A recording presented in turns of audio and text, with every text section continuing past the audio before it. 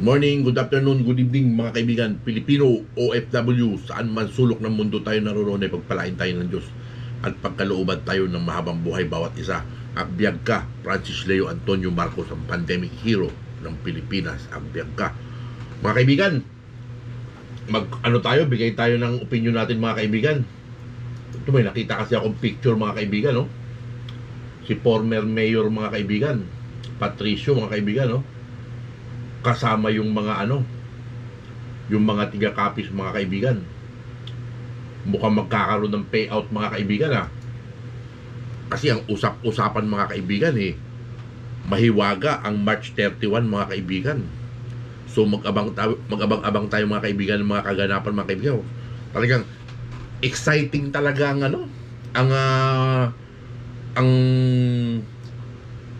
si Don Doc Chiuto talaga mga kaibigan. Exciting talaga mga kaibigan.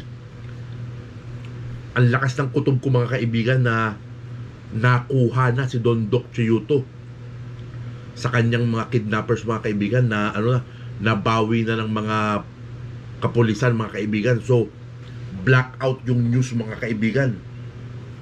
May posibleng magkaroon ng payout mga kaibigan.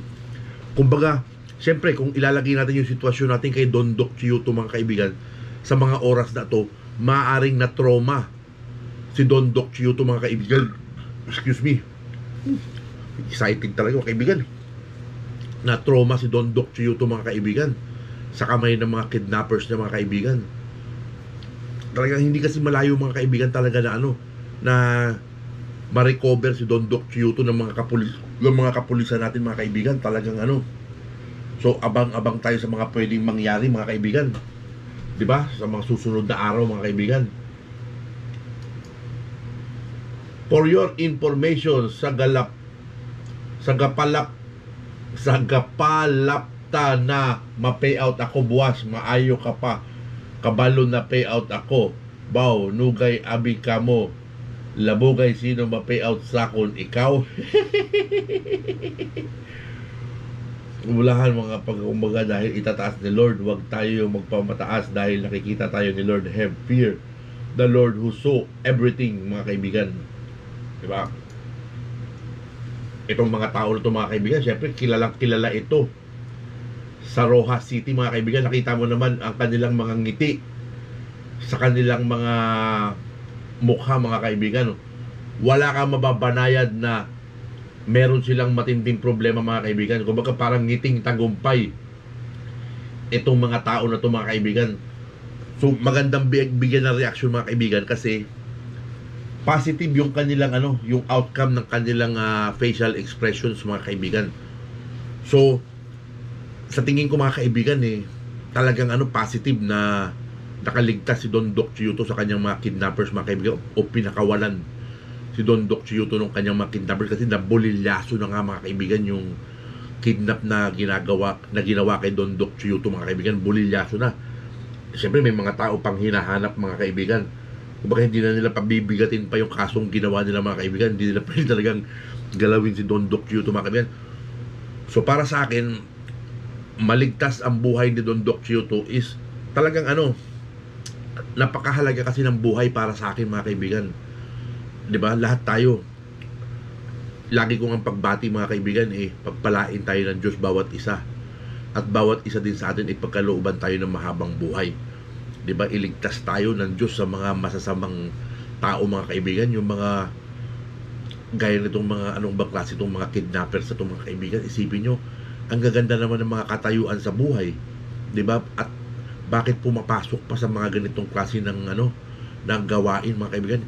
Dapat tayo makontento tayo kung ano yung meron tayo mga kaibigan. Kung meron tayong pwedeng pagyamanin natin mga kaibigan sa legal na paraan mga kaibigan, doon sa maayos na paraan mga kaibigan. Huwag tayong mag-asam doon sa mga bagay na hindi sa atin mga kaibigan o hindi pinagkaloob sa atin mga kaibigan, di ba? Makontento tayo kung ano yung meron tayo. Kung gusto natin umasenso, mag-abroad tayo mga kaibigan, di ba? Lumaban tayo ng parehas sa buhay mga kaibigan. Kumbaga nakaka-good vibes lang talaga mga kaibigan yung yung pakiramdam ko mga kaibigan. Kasi ang hirap magbigay ng espekulasyon mga kaibigan, pero yung takot na nararamdaman ko na may nangyaring masama kay Don Doc Chiuto, parang nabawasan mga kaibigan. Ang laki nung nabawas eh. Kung na-recover na si Don Doc Chiuto ng mga alagad ng batas mga kaibigan, sigurado Don Doc Chiuto is in trauma dun sa mga nangyari, dun sa nangyari sa kanya mga kaibigan. Kasi nakita nyo naman yung reaction video na ginawa ko nung pagdukot kay Don Doc Chiuto mga kaibigan. Bawat anggulo mga kaibigan talagang talagang pinakinggan kong maigi mga kaibigan. Talagang walang halong to, hindi scripted mga kaibigan. Talagang yung paghiyaw lang ni Don Doc Chiuto mga kaibigan, lalo nung sinasakay na siya roon sa van na aray ko, diba? Talagang talaga nakakatrauma talaga yung mga kaibigan. Grabe yung inabot ni Don Doc Chiutong trauma dito sa mga kamay nitong mga kidnappers. Kasi nakakapagpatrauma pala itong mga kaibigan, mga personal niyang kaibigan at kakilala yung mga taong gumawa nito sa kanya, di ba? Yun ang masakit isipin mga kaibigan. Kaibigan mo, pinagkakatiwalaan mo, tapos na nagamit ng isang sindikato mga kaibigan para gumawa ng hindi maganda kay Don Doc Chiuto, di ba? So sana nga matuloy na yung payout mga kaibigan para maibalik na sa tao yung kanilang mga puhunan dun sa investment na itinatag ni Don Doc Chiuto, para makapag-move on na rin lahat, di ba? And Don Doc Chiuto para makapag-start ulit siya ng panibago nang naaayon sa SEC mga kaibigan, kung ano man negosyo ang papasukin ulit ni Don Doc Chiuto mga kaibigan. Naway sana matunghayan natin muli na mag-live si Don Doc Chiuto, 'di ba? Gaya nga nung unang-unang vlog ko mga kaibigan na talagang pinag-iingat ko si Don Doc Chiuto sa mga tiwalig alagad ng batas mga kaibigan. Dahil talagang hindi biro mga kaibigan 'di ba? Kasi nakita ko sa kanya na nagpo-post siya ng mga pera, nagpo-post siya ng ganito ganyan. Talagang siya prone dito sa mga sindikatong ito, dito sa mga masasamang tao na ito. Prone ka talaga mga kaibigan, lalo pa nagpapakita ka ng pera ng ganyan, nagsusuot ka ng malaming alahas mga kaibigan, di ba? Prone ka na mapag-interesan ng mga sindikato na gumagawa ng masama sa kapwa. Walang Diyos ang mga taong ganito mga kaibigan. Sila yung mga hindi karapat dapat na nakahalubilo sa malayang mamamayan mga kaibigan. Yun yung para sa akin, yun yung stand ko dyan mga kaibigan, di ba? Sana mahuli na tong mga iba pang may mga kasabwat nito. Dapat pagdusahan ninyo ito sa kulungan, di ba? Ang mapapayo ko lang sa inyong mga kidnappers kayo, sumuko na kayo, makipag-plea bargaining kayo sa judge na hahawak ng inyong kaso, aminin ninyo para sa mas mababang sentensya, para may pagkakataon pa kayo na maituwid ninyo yung pagkakamali ninyo na nagawa sa kapwa. Maaring masentensyahan kayo ng mas mababa sa yung kesa makikipag full-blown trial kayo mga kaibigan, kasi gobyerno na ang kalaban niyo dito eh. People of the Philippines na ang kalaban niyo dito, kayong mga kidnapper, di ba? Imbis na hayahay yung mga buhay niyo, imbis na maayos na pamumuhay meron kayo, isipin niyo mga kaibigan, yung mga suspect kumakain sa mga magagarang restaurant, may mga kotse, magaganda yung mga hanap buhay, piloto pa yung isa, pulis pa yung isa mga kaibigan. Ano pa bang hinahanap ninyo sa buhay ninyo? Di ba? Grabe naman yung ang sarap-sarap nung nung lumalabang ka ng parehas sa buhay. Di ba? Talagang nakaka-excite mga kaibigan. Nakaka-excite yung mga yung mga susunod na mga kaganapan mga kaibigan.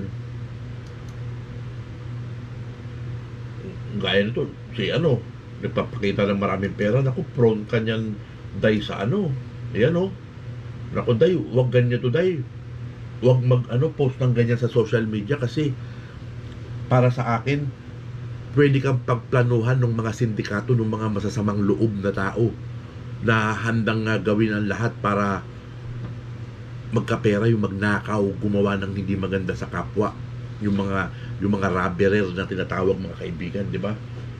Dapat huwag na ganito, isikreto nyo lang. Kung may mga pera kayong ganyan, itago nyo lang. 'Di ba? Huwag nyong huwag nyong ilat-hala sa social media, mga kaibigan.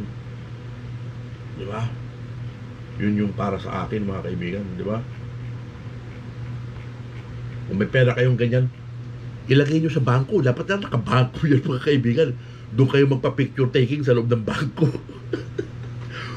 Wag doon sa mga bahay ninyo, wag doon sa mga ano, kasi yan ang magti-trigger para pagplanuhan kayo ng hindi maganda, ng mga masasamang loob.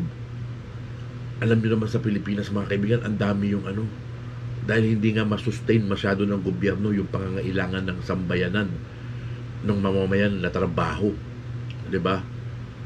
Sa Pilipinas ano ba tawag rito, yung pag nag-apply ka lang to yan, kunyari isang kumpanya, mga kaibigan, nag-publish sila na o nangangailangan kami ng 10 empleyado, mag-apply kayo sa ganitong address, mga kaibigan. Ang pupunta ron sa kumpanya, mga kaibigan, pinakamahina siguro mga 300, 500 hanggang 1,000 tao, 10 lang ang kukunin nun, mga kaibigan, 'di ba? Paano kung yung iba doon pinasok pa ni manager, pinasok pa ni supervisor, tapos ilan na lang yung kukunin doon sa daan-daan na dumating, mga kaibigan? Kailangan talaga maayos yung sistema natin sa Pilipinas, mga kaibigan. Tsaka unang-una, ang pangarap ko sa Pilipinas, mga kaibigan, sana yung susunod na gobyerno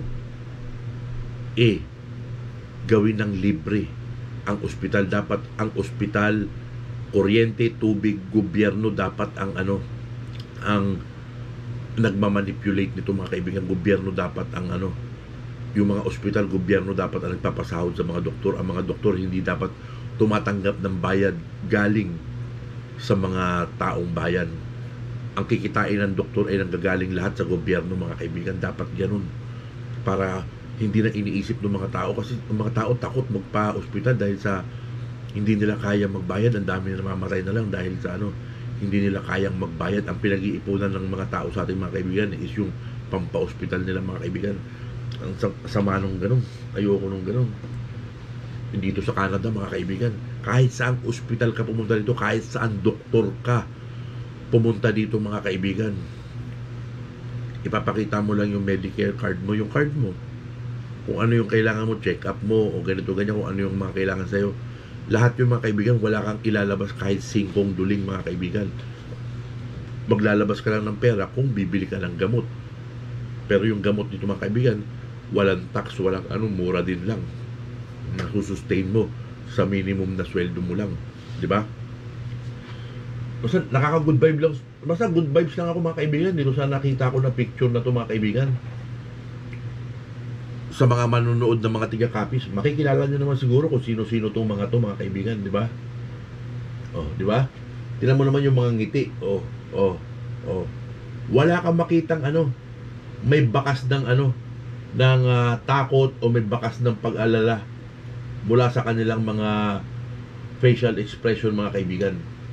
So napakagandang bigyan ng kung March 28 ito, mga kaibigan, ngayon 29, 30, so bukas 31, mga kaibigan. Sana merong magandang balita. Sana mag-update na rin yung Facebook ni Don Doc Chiyuto, mga kaibigan, kasi daang libo rin yung tao na na sumusubaybay, naghihintay, di ba? Si Mihurada, mga kaibigan, nakita nyo, nag-vlog na naman si Mihurada, mga kaibigan. Puro kasinungalingan na naman, mga kaibigan. Talagang inaano na yung mga tao. Gusto niyang maniwala yung mga tao sa kanyang kasinungalingan, di ba? Ang taong mabait, Diyos ang nagliligtas. Tandaan ninyo yan, mga kaibigan. Diyos ang nagliligtas sa mga taong mababait. At Diyos ang nagbibigay ng pagpapala sa mga taong mababait. So yun lang muna yung pinaka-update natin, mga kaibigan. Excited tayo sa mga susunod na araw. Basta lagi lang tayo mag-aabang ng update kay Don Doc Chiyuto. At yung pakiramdam ko na naligtas na si Don Doc Chiyuto ng mga alagad ng batas, sana totoo na yun, mga kaibigan, yung aking pakiramdam na yan, di ba? Kung yun na nga talaga yung sitwasyon, mga kaibigan, si Don Doc Chiyuto ngayon, siguradong he is in trauma for what happened to him, di ba? So Doc, kung makarating man sa iyo itong iba yung pag-iingat po. Ang mapapayo ko po, sana sa iyong bahay, yung security guard na saan meron ka, kung nasan lugar ka, kung saan may security guard, dapat meron ka lang yung yung pinipindot lang, tapos magtitimbre doon sa sa police station, at yung police station naman pupunta kagad doon sa bahay mo. Meron ganung technology. Tapos yung gwardiya mo, kailangan kunyari may nakita siya na gano'n, yung kaya nung nakita ko doon sa CCTV, yung sa yung sa video, yung gwardiya na alerto na siya, dapat meron siyang isang padlock na na ang susi na kay Don Doc Chiuto lang, o yung hindi basta-basta mabubuksan lang kaagad, 'di ba? Tumawag kaagad ng pulis. Sana wag na maulit yung ganong sitwasyon na 'di ba? Kasi meron kasabwat kasi mga kaibigan na nagbukas pero kung na-padlock yun, hindi agad basta-basta mabubuksan yung mga kaibigan. So ang mangyayari nito mga kaibigan, mapipilitan umakyat dibakod yung mga siyempre makakatawag na ng pulis si Don Doc Chiuto mga kaibigan, masasabotahe itong mga kriminal na to, 'di ba? Ngayon, mapapayo ko sa inyo mga kriminal, kayo sumuko na kayo lahat, 'di ba? Sabay-sabay ko yung humarap sa husgado, sabay-sabay ninyong aminin yung inyong pagkakasala at bunuin ninyo yung magiging sentensya ninyo. Yung pag-amin ng mas maaga sa krimen na nagawa is makakapagpagaan ng inyong mga sentensya, 'di ba? Sana yung magiging sentensya ninyo, bunuin ninyo ng maayos, magbago na kayo kung magkakaroon pa kayo ng pagkakataon makalabas. Depende na yan sa judge na sisintensya sa inyo. So yun lang mga kaibigan, yung pinaka-update natin ngayon. Abang-abang pa tayo sa mga susunod na araw. Meron pa tayong maraming mapapagsamahan kay Don Doc Chiuto. Kasi mabait na tao si Don Doc Chiuto mga kaibigan, tsaka yung kanyang mga kaibigan, tumutulong ito sa mga tiga-kapis. Tumutulong ito kahit saan lugar na kanilang nasasakupan, na nagbibigay sila ng mga donation, ng mga relief good, ng mga sa mga tao, lalo na ngayong panahon ng pandemic. Tumutulong itong mga tao na to. Kaya mabuhay yung mga tao nga tumutulong sa kapwa, yung may malasakit sa kapwa. Yun ang pinaka-importante mga kaibigan. So sana itong itong katulad dito ni Mr. Patricio, sana maglingkod ulit ito sa maglingkod ito ulit sa gobyerno mga kaibigan. Yung dating nito mga kaibigan, pang gobernador na itong dating nito mga kaibigan Sana maging gobernador ng Kapis yan mga kaibigan, para sa akin lang personal kong opinion, di ba? Kasi yung mga tao mababait, dapat yan pagpalain ng Diyos, na yan ang maganda na naglilingkod sa sa taong bayan, yung mga taong may puso, may busilak na puso. Yan ang mga kailangan na naglilingkod, kasi naaabot nila yung mga nararamdaman ng mga tao, lalong-lalo na yung mga tao na sa relayan ng lipunan. So yun lang yung update natin mga kaibigan. Think positive tayo mga kaibigan. Sa mga susunod na araw, sana magbigay na ng update yung Facebook ni Don Doc Chiuto. Sabihin na kung ano yung mga ganito. So, nakaka-excite lang mga kaibigan talaga. So yun lang, FLM family, Pilipino, mga kaibigan, OFW, saan man sulok na mundo tayo naroon, ay pagpalain tayo ng Diyos bawat isa, at bawat isa rin sa atin ay pagkalooban tayo ng mahabang buhay. Agbyag ka, Francis Leo Antonio Marcos. Agbyag ka, Pulakay.